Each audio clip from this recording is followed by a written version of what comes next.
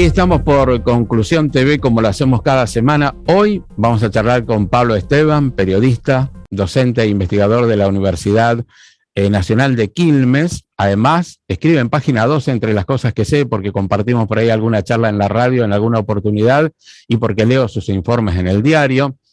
Y recientemente ha publicado el libro de la muerte, como parte de un proyecto que incluye el libro de la vida, escrito también por Jimena Barbeito, que tal vez la semana que viene, si coordinamos, podemos charlar con ella. Ambos libros componen Profano, El gato y la caja. Pero para charlar y saber de qué se trata, lo saludo a Pablo. ¿Cómo te va? Buen día. ¿Cómo estás? Che, un gusto enorme, ¿eh? Muchas gracias Bueno, por la invitación para hablar sobre un tema livianito. el tema de la muerte, yo como psicólogo, como psicoanalista, también tengo que pensar que Freud, uno de los temas que trata cuando habla de la muerte, es que es algo que no está inscripto, ¿no? Como la vida posiblemente, no tiene el mismo lugar. Es una cuestión, por lo menos a nivel psíquico, ¿no? A nivel del alma. ¿Cómo lo abordaste? Ahí estuve picoteando un poco sobre qué hiciste, visitaste el cementerio, inquietudes de la adolescencia, porque hay que escribir sobre un tema como la muerte, nadie quiere hablar de eso. Seguro, seguro. Justamente ahí estaba el desafío, ¿no? Como la muerte es tabú, me parecía que la muerte era sobre algo de lo que había que hablar, ¿no? Tenemos Uh-huh. que hablar sobre la muerte. Entonces, lo que traté de hacer es un poco reunir un montón de intereses que tienen que ver primero por lo literario. Viste que si uno aprovecha estos tiempos, ¿no?, de vacaciones, algún tiempo libre, algún tiempo muerto, mientras está esperando ser atendido por el odontólogo, Uh-huh. lee alguna, ¿no?, literatura, y todos los textos en general están atravesados por el gran tema que es la muerte, ¿no? Hay grandes temas estructurales detrás que nos preocupan a la humanidad toda y que, bueno, desde la literatura, desde la academia, desde la religión, ¿por qué no?, se ha Uh-huh. intentado interpretar y darle algún sentido. Entonces yo traté de reunir algunos artículos académicos, algunas cuestiones que tienen que ver con la literatura, algunas experiencias personales, ¿no?, con mis propios muertos, digamos, porque uno a medida que va creciendo va teniendo sus Uh-huh. propios muertos y está bien aprender, me parecía, a poder reciclar los sentimientos, ¿no? A medida que uno va pasando tiene un abordaje distinto de eso fatídico que a uno le pasó. Eh, y también tratar de encontrarle algún punto que tenga que ver con mi profesión. Bueno, yo soy periodista de ciencia y salud y desde siempre, desde el minuto cero que me hice periodista de ciencia y salud, me interesó lo forense. Uh-huh. Entonces, todo el tiempo me iba acercando, ¿no? Bueno, hablaba con un entomólogo forense, que son esos biólogos que se especializan en ver qué bichitos, ¿no?, se posan sobre, ¿no?, sobre el cadáver. Uh-huh. Y eso da un montón de información, ¿no?, para develar crímenes. Fui hablando Cuerpo con habla. gente, cuerpo habla, por supuesto. Uh-huh. Y los bichos informan primero, ¿no? Uh-huh. Son los primeros que llegan a la escena del crimen. Lo mismo con las algas. Después me encontré con una científica de la UBA y de CONICET, Nora Maidana, que laburaba con algas. Las algas, uno está acostumbrado a pensar en las algas como si fueran Uh-huh. algo vegetal y enorme, y en realidad hay Uh-huh. algas que son microscópicas que ni siquiera las vemos. Y lo de la saga fue fundamental, por ejemplo, en el laburo que sirvió para develar y revelar la muerte de Santiago Maldonado, cómo había Claro. sido. Uh-huh. ¿No? Después hablé con un tipo, con un físico forense, Willy Pregliasco, que es del sur de la Patagonia, que el tipo laburaba con física de disparo, laburaba con acústica, ¿no? Eh, y él había sido fundamental, la investigación de él había sido fundamental para el caso de Costecchi y Santillán, no sé si te Uh-huh. acordás, ¿no? Sí, Allá por claro. Sí, 2002, bueno, muy, muy fuerte, para el caso de Miguel Bru, también en La Plata. también. Bueno, fui recolectando y dije, bueno, pará, tengo un montón de información. En el medio hice una maestría en Sociología de la Cultura, con percepciones sobre la muerte, se ve que era un tema que evidentemente me Uh-huh. preocupaba. Traté de mezclar todo eso, vi que estaba el tema, ¿no?, de la eutanasia también como muy presente, que se empieza a discutir en un montón de países y se empieza a discutir en Argentina. Entonces intenté hacer un recorrido. Vos en el primer capítulo lo que tenés es qué es lo que ocurre, ¿no?, cuando morimos, desde la perspectiva más biologicista, si se quiere, y también de la perspectiva cultural, qué pasa con nuestro cuerpo, ¿no?, por dónde va, cuáles son los ritos, de qué manera se notifica el Estado de que alguien murió, porque efectivamente buena parte de la estatalidad pasa por ahí, ¿no?, por contar a los vivos y a los muertos. Digo, eso es Uh-huh. un Estado, es tener la Uh-huh. capacidad de contar a los vivos y a los muertos. Que no aparezca en el En el, padrón, por ejemplo, votando. Por ejemplo, Bueno, por sí, ejemplo. entre otras cosas, ¿no? Sí. En el segundo capítulo lo que hago es recorrer la historia, es decir, bueno, no siempre morimos de la misma manera. Ujú, Entonces digo, bueno, vamos a recorrer a partir de generalizaciones, por supuesto, ¿no? Porque cada ujú, muerte es individual y bien, y bien singular, pero cómo se moría en la antigüedad, cómo se moría en la Edad Media, en la Edad Moderna y cómo se muere ahora en la pandemia también, ¿no? ujú.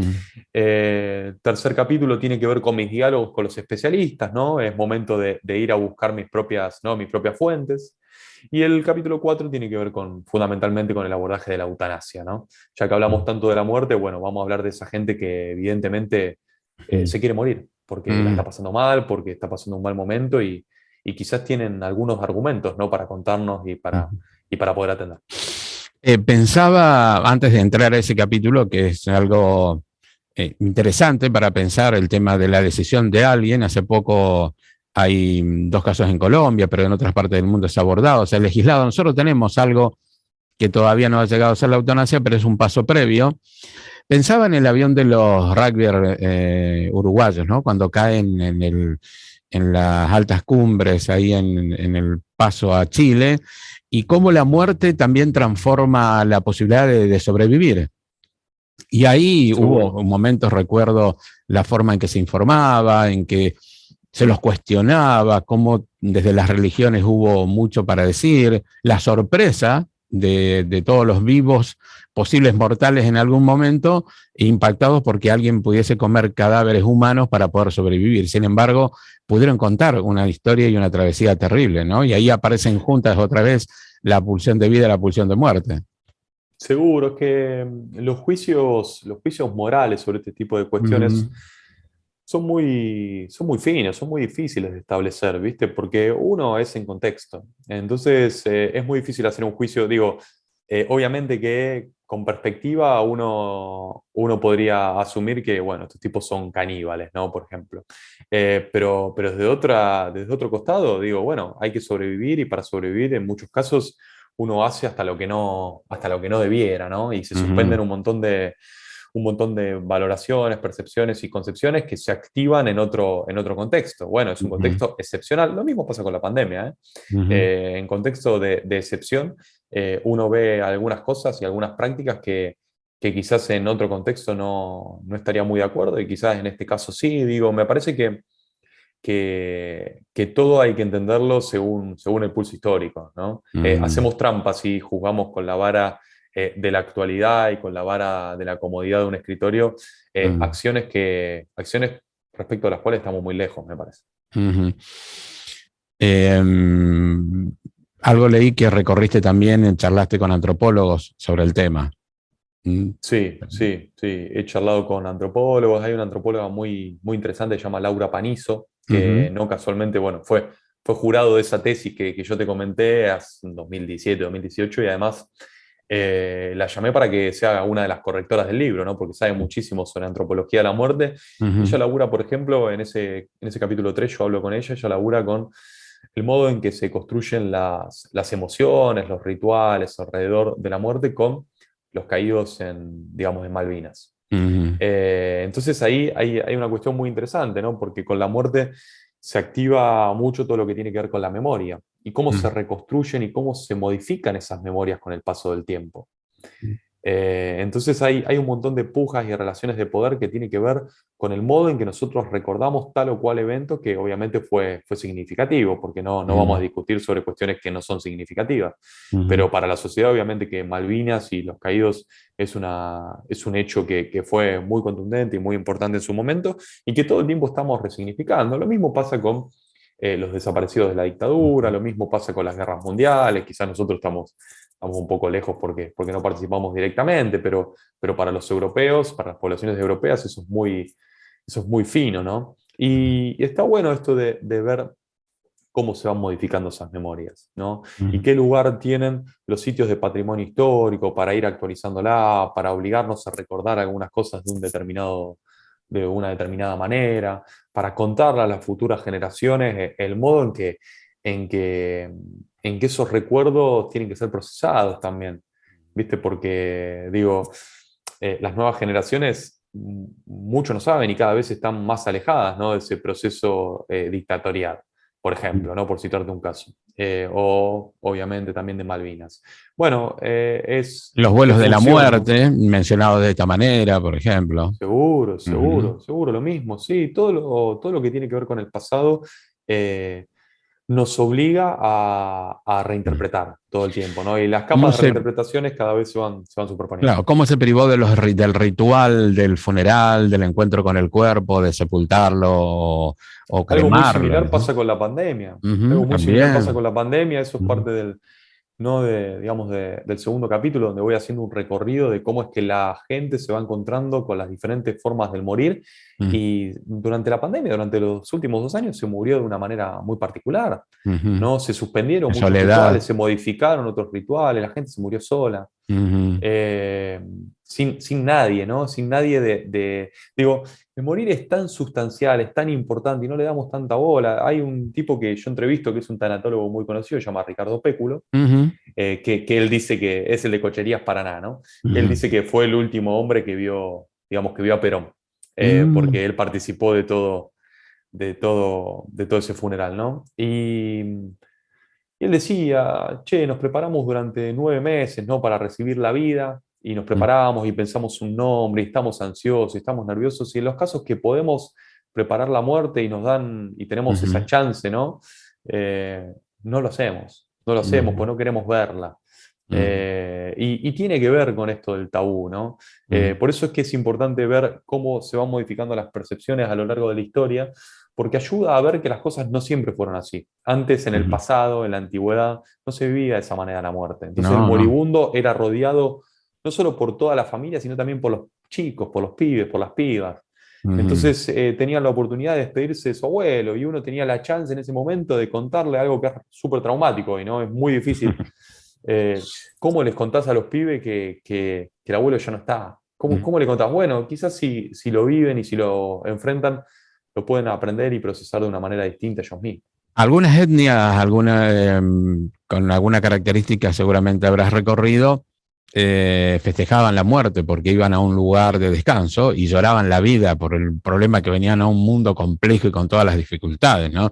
Pero fuimos perdiendo eso. Yo creo que el capitalismo es uno de los responsables de que valoramos una sobrevaloración de la vida, pero de la vida del que puede consumir, de la vida del que puede Exacto. meterse en el mercado que reactiva y replica todo el tiempo una forma de belleza, donde la vejez es un problema, hay que excluirlos, y bueno, y Bueno, después, hay un concepto clave ahí que es el concepto, ¿no? De productividad. claro. Por eso no les prestamos atención a los pibes ni a los viejos, porque son los no productivos, ¿viste? Son los Claro. que no participan de la rueda. Entonces, Ujú, eso está muy presente, por supuesto, ujú, está muy, ujú, nos atraviesa, ¿no? ujú.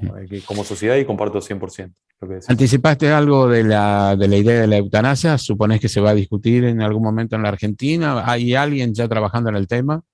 Sí, sí, ya hay algunos proyectos. Pasa que todo fue un poco, ¿no? Demorado por esto de la pandemia, ¿viste? Ujú, Todo es como digamos, los escalones de discusión y de debate público se fueron retrasando un poco y fueron retrocediendo, pero ya hay varios proyectos. Hay un proyecto presentado por legisladores radicales, hay otro Frente para la Victoria, hay varios, ujú, y hay gente de todo el arco político intentando discutir esto.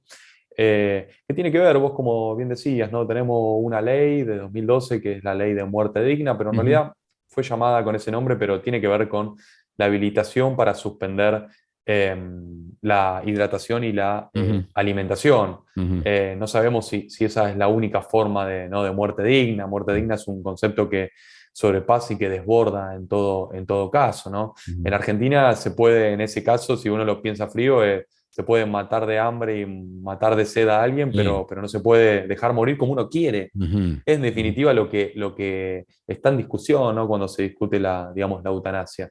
ujú, Yo eso trato de abordarlo muy bien en el libro, hay un montón de legislaciones, bueno, el caso, ¿no? Colombiano, como vos bien decías. ujú, Eh, Me parece que hay mucho ahí para discutir y obviamente se van a producir discusiones profundas, me parece, en este 2022, porque siempre que se discute la vida, siempre que se discute la muerte, entran en juego un montón de cuestiones, ¿no? No ujú. solo debemos recurrir a lo que dice la ciencia, a lo que dice las religiones, a lo que dice la academia, a lo que dice la política, a lo que dice, digo, desde cualquier punto de vista es un tema que es tan complejo que va a suscitar un montón de perspectivas y puntos de vista. Y si uno piensa que cuando se discutió la ley de divorcio fue un problema, la ley de IVE fue otro problema, imagínate pensar en la eutanasia, ¿no?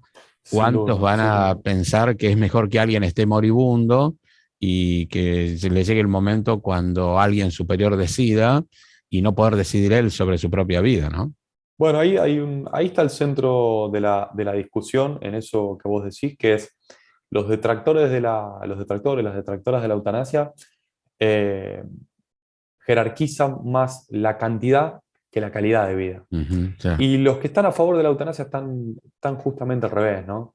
Mm, Eh, ¿Qué es una vida si no puedo vivirla como yo quiero? mm. Básicamente eso. ¿Qué lo vamos a ver postrado? Lo vamos a ver postrada durante un Terrible. montón de tiempo ahí. Me parece que es bien complicado eso. Entonces, tiene que ver fundamentalmente con eso. Mm. El Indio Solari es el que dice, no, alguna vez dijo, la medicina nos habilitó 30 años más de vida, pero el que no nos enseñó cómo vivirla, o el capitalismo hace todo lo posible para que desvivamos, ¿no? Él y otros tantos. Bueno, tiene que ver con el proceso ese del que hablábamos, ¿no? De medicalización de la muerte. Ujú. Cuando algunos autores, qué sé yo, Philippe Arié, Norbert Elias, ¿no? En general franceses, los que leemos, eh, hablan de ese tipo de procesos, tiene que ver con eso. Vamos a vivir más, pero ¿cómo vamos a vivir? Me parece que son preguntas que de la sociología, la antropología, la psicología misma, Sí, claro. se están comenzando a hacer desde hace varias décadas y que está bueno hacérselas y si la discusión por la eutanasia habilita a este tipo de discusiones en el espacio público, obviamente que serán muy bienvenidas y van a estar súper interesantes. ¿Has podido ver proyectos, hay encuentros, desencuentros, o hay más encuentros que desencuentros en esto? Si pensamos que hay legisladoras, legisladores que han presentado proyectos es porque sienten que el tema es un tema relevante y que está adormilado simplemente por imperio de las circunstancias. Tal cual, sí, yo lo que noto es algo similar, lo que va a pasar con la interrupción voluntaria de la vida, con la IBB, va a Ujú, ser algo similar a lo que pasó con la interrupción voluntaria del embarazo, ¿no? Que vos ujú, tenés voces a favor y en contra en todo el arco político. Es más transversal el asunto. De la misma manera que vos tenías de los sectores más progresistas, tenías voces que estaban en contra, digamos, ¿no? De la interrupción voluntaria del embarazo. Aquí ocurre lo mismo. ujú, Qué sé yo, se presentaron proyectos desde gente de Cambiemos, de Frente para la Victoria, en la izquierda apoya alguno también, los radicales, digo, hay gente que piensa diametralmente opuesto a algunas cuestiones que tienen más que ver con la economía y la política, pero en esto están de acuerdo. ujú, Bienvenido sea, digo, si están de acuerdo y si va a traer un nuevo derecho, me parece que siempre es importante. ujú. El libro tiene 4 capítulos, tiene más. Cuatro 4. capítulos. Repasemos un Sí. poco un punteo de cómo tenemos un prólogo, capítulo 1.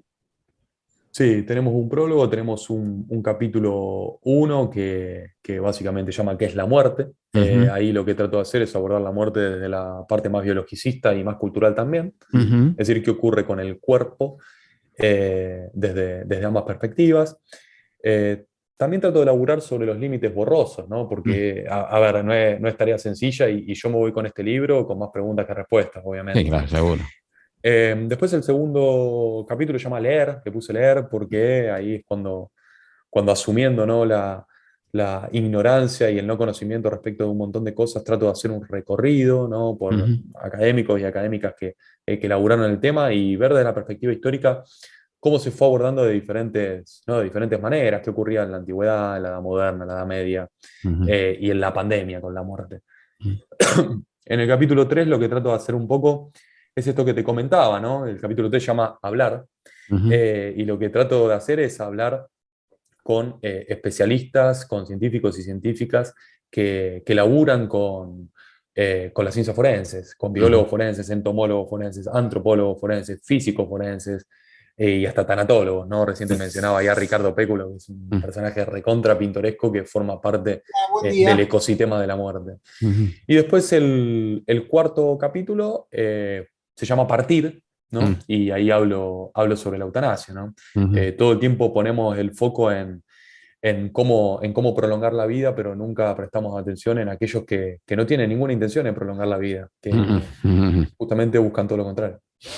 Finalmente, Pablo, agradecerte. ¿Dónde está el libro? ¿Está en librerías? ¿Está en una página? ¿Lo podemos obtener? Contanos eso en el final. Sí, el libro no se consigue en librería, sino que se consigue a través de la página de los chicos del Gato y la Caja. El Gato y la Caja es un colectivo de divulgación, Sí. son pibes y pibas relativamente jóvenes, que les va bastante bien, Mm. que laburan bien, de hecho laburan mejor que, yo escribí algunos otros libros antes y laburan mejor que varias, ¿no?, editoriales Mm. del mainstream. Ujú. Y se puede conseguir ahí, ustedes ponen El Gato y la Caja, el Libro de la Muerte y van a poder acceder a este, como al Libro de la Vida que escribió Jimena Barbeito, ella es investigadora de CONICET Mm. y labura con el lado B, o el lado A, mejor dicho, el lado B es el mío, Depende de de cómo este se asunto. mire, ¿no? El libro de Sí, la sí, muerte, el libro de la vida, el libro de la vida, el libro de la muerte. tal cual. Pablo, muchas gracias. Seguimos en contacto y muy amable de tu parte por participar del programa. Ha sido un gusto, che. Muchas gracias a Bueno, usted. hasta la próxima. Hasta la próxima. Ahí charlábamos con Pablo Esteban, periodista, docente e investigador de la Universidad de Quilmes, que ha escrito el libro de la muerte. Es parte de un proyecto, lo dije en el principio, que incluye el libro de la vida, escrito también por Jimena Barbeito. Nos vemos la semana que viene.